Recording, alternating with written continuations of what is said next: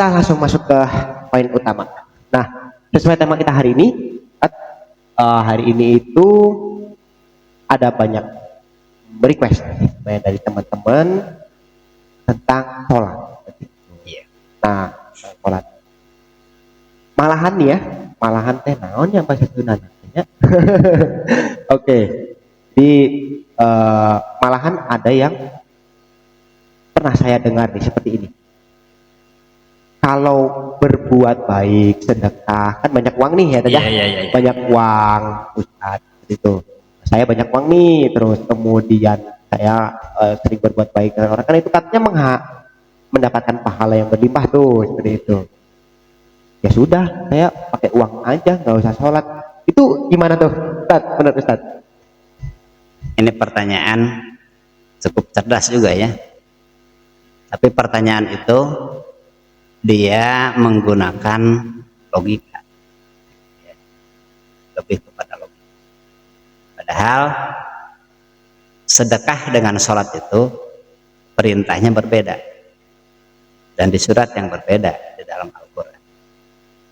Kenapa sholat itu merupakan hal yang sangat urgent dalam tugas kita sebagai hamba?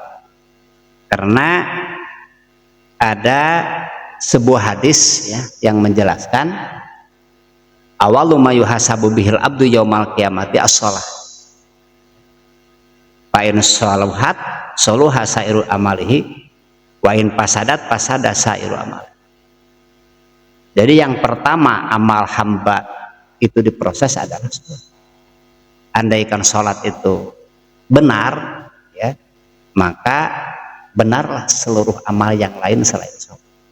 Oh, tetapi jadi kalau sholatnya itu fasadat itu dilihat dari beberapa sisi. Pertama kan dari aspek fiqih misalkan, yang kedua bacaannya, makharijul hurufnya, yang ketiga ketauhidannya, akidahnya, dan yang keempat adalah kema'rifatannya.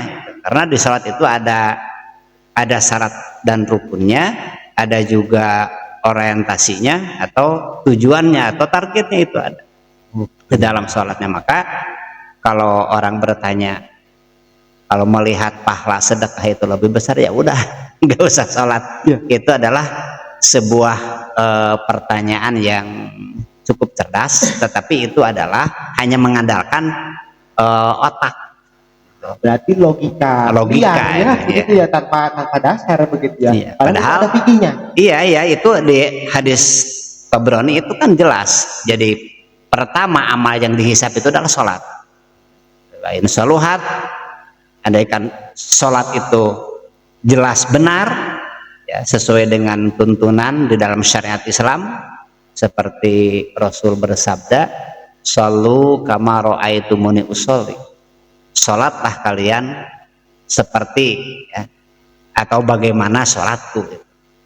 Dalam tanda kutip, di sini kita merujuk kepada hadis tersebut.